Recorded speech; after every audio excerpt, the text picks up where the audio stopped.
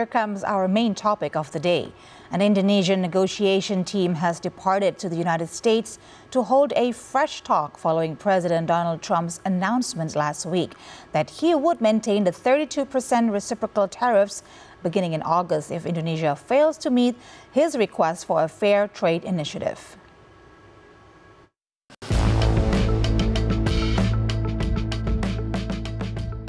At least 20 countries, including Indonesia, will face a minimum import tariff of 24% beginning August the 1st if they fail to meet new trade deals in favor of the United States. The tariff threat was stated in President Donald Trump's letters addressed to leaders of the 22 countries last week. The targeted countries include 6 Southeast Asian countries, including Indonesia, Malaysia, Thailand, Cambodia, Myanmar, and the Philippines.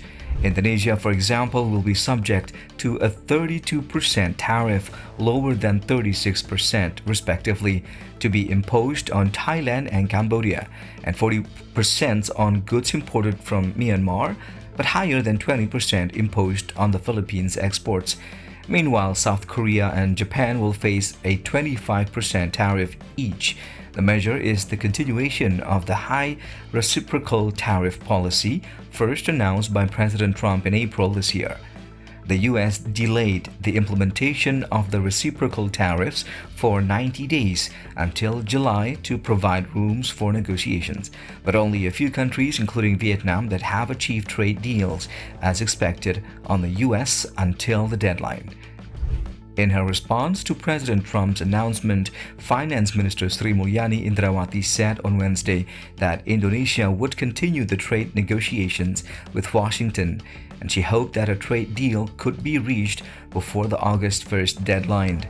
An Indonesian trade delegation led by Coordinating Minister for Economy Erlangga Hartarto departed to U.S. last week to hold a new round of trade negotiations to avert the 32% reciprocal tariff as low as possible. If Indonesia fails to convince Washington with a new offer, the high tariff will severely hurt Indonesian exports to the U.S., which reached an estimated $27.9 billion in 2024. During the year, Indonesia's primary exports to the U.S. included footwear, rubber, furniture, and fish products. Indonesia had intensively held trade negotiations with the U.S. during the 90-day pause between April and July to avert the 32% tariff. In the negotiations, Indonesia had promised to increase its imports such as soybeans and wheat, as well as to procure LPG and LNG from the U.S. The initiative is expected to reduce the U.S. trade deficit with Indonesia, which, according to USTR data, reached $17.9 billion in 2024. In addition to the promise to increase imports, Indonesia also expressed its willingness to ease investment regulations, which hamper investment of the American companies in Indonesia. But such initiatives were still unable to meet the US's expectation. Indonesia should certainly need more aggressive approaches in dealing with Trump's high import tariffs. Perhaps Indonesia needs to propose more convincing initiative that could reduce the US trade deficit significantly. Indonesia, for example, could follow Vietnam's steps that have successfully averted the country from the 40% imposed by the US. One of them is to protect the copyrights of the American products.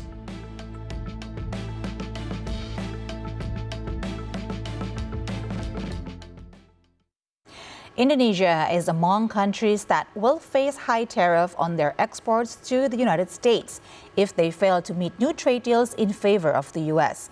Our guest today, Bapak Tauhid Ahmad, senior researcher at INDEF think tank institution. He will talk about the final offer that Indonesia should make to avert the United States' 32% reciprocal tariff that will come into effect on August 1st next month. So first we say good day to Pak Tauhid Ahmad. Thank you so much for joining us on Economic Outlook. Thank you, Siska. Thank you for inviting me for this dialogue. Of course, it's our pleasure. Pak Tauhid, as you know, the saga continues when it comes to trade tariffs between U.S. and Indonesia. Now, the latest chapter is Indonesia has been given a less than a month of deadline to make trade deals, which could avert us from the 32% tariff that will be imposed by the United States.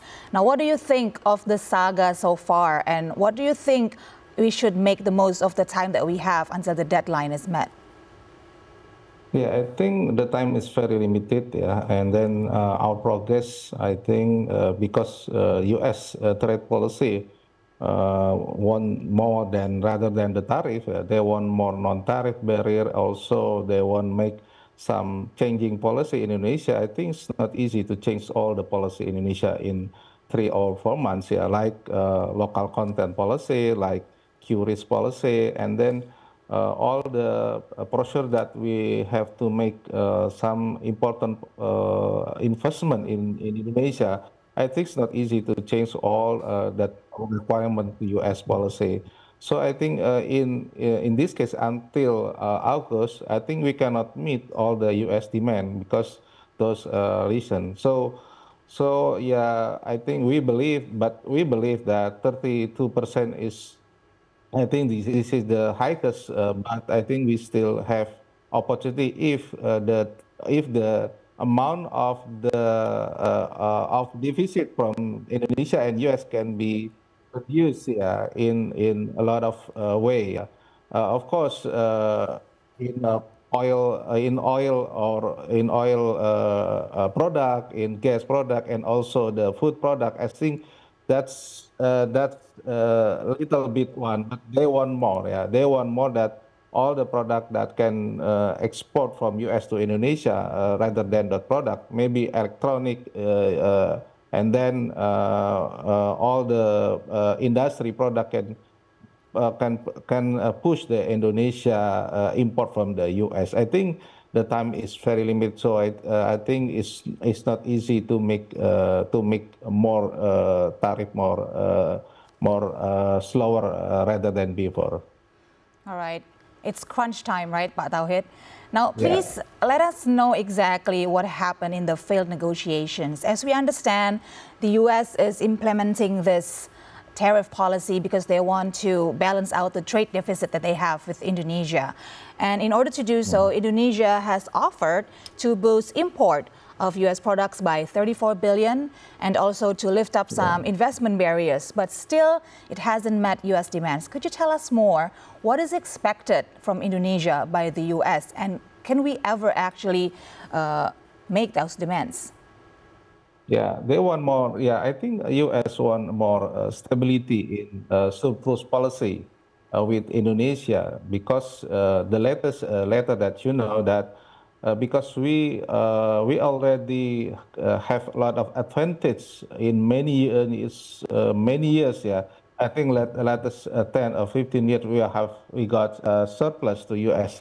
So they want it back. They want it back. So that's why the offer policy to US is not enough for US policy. I think that's why US want more rather than we offer in maybe not only surplus but more than surplus. Maybe every year we surplus around 19 or 20 billion million US dollar. I think it's not enough for US economy right now, because they have around they want more money for their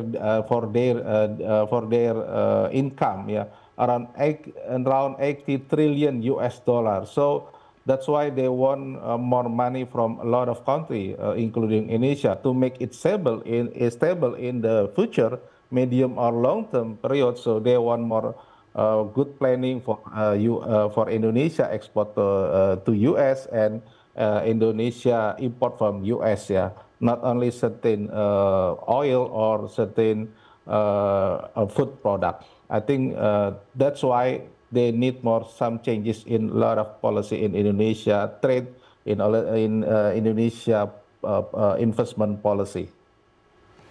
All right, Pak Tauhid, let's talk about what would happen if the tariff is implemented, if Indonesia do not succeed in meeting the deadline.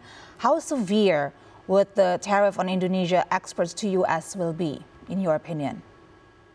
Yeah, I think in the short term, our export will decrease, yeah, around 3% point. So I think if this happen in every year, so our economy more, I think, more slower rather than before. Yeah, the short term, we lost around 0.05% every year, but in the long term, medium or long term, we lost until 0.5%. Yeah, because it's only in the first round, but the second round effects, current effect, it means that the impact to other country also same situation.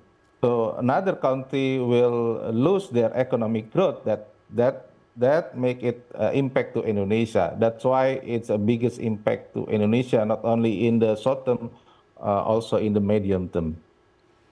All right. Based on your study, Pak Tauhid, which industries will be more severely affected by these tariffs, and what would the impact be also on employment and the country's economic growth when it comes to these specific industries? Yeah, we have already calculated that impact to our sector and product. Of course, the first one is product in manufacture, like electricity equipment, mineral equipment, computer, electronic, textile, also a lot of product of food, also, and also the food industry. And the last one also in the steel industry, that's more suffer rather than other product. So this it impact to our industry maybe some calculated more to 500 to until 1 million. Yeah, a worker will lose their position in job in the short term and medium term. I think it's a big number to our economy in this situation that we have problem with the domestic issues. All right, Pak Tauhid, given the back and forth between Indonesia's economic team and Washington, which has given no results so far, many are saying now, rather than compromising with the U.S., Indonesia needs to focus on finding alternative markets. Now, what's your take on this? Yeah, I think this is one of alternative here. I think if we look for the all the product, yeah, only in Europe will be replaced to U.S. market. Yeah, for Middle East or Africa or another market, okay, it's a big opportunity, but the consumer behavior is different. Yeah. Our product is in the short-term price is on it's suitable for the Europe market, but as Europe have also the problem with us. Yeah, they have more they get maybe right now about not only 10%. The tariff will rise up until 25 or 30%. That's why there will be I mean Europe will defend their economy to other country like Asia, like product of textile, product of apparel, and also product of electronic. I think it's not easy to come to the alternative market. All right, Pak Tauhid, I have one last question for you that I would love to get your perspective on. A lot of experts and economists are saying there's another way to maneuver for Indonesia to get around of this trade tariff dilemma. Is instead of going to Trump's economic team, that Indonesia should go to U.S. companies that have invested heavily in the Southeast Asia region and therefore have a lot of stakes in their investments. Do you think this can be approach that can be considered by Indonesian government? Yeah, I think it's one opportunity, to to protect, to compromise, this U.S. tariff, But the problem is, if we want to change this policy, we have to go forward about the global value chain of our industry. It's not easy. I mean, if we want to move to Vietnam or other country, each country have a lot of competitiveness, like Indonesia, Vietnam, or other country.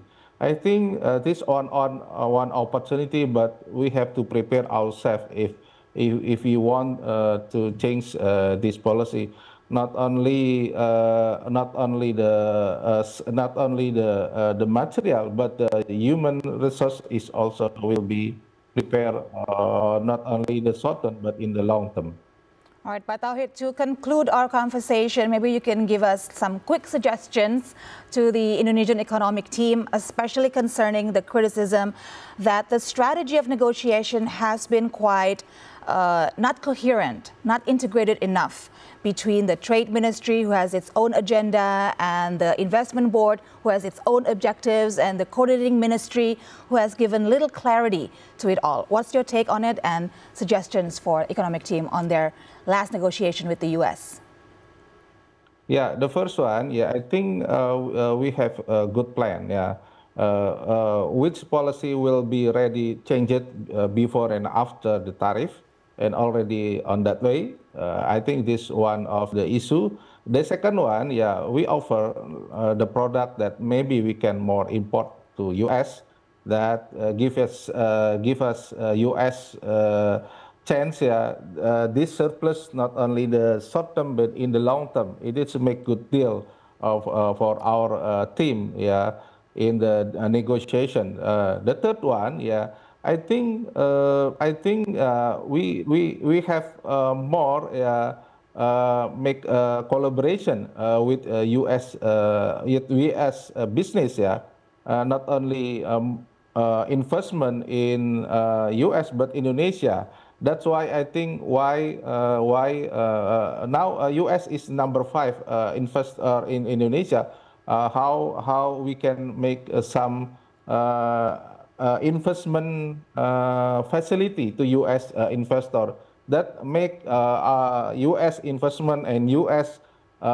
Export to Indonesia more broadly rather than before. I think that the third one that we have to calculate and negotiate, and the last one, I think we have a lot of natural resources that we can negotiate with the U.S. Market that maybe, yeah, U.S. business will look for the opportunity if they use our product like nickel, like CPO, like coal and other product.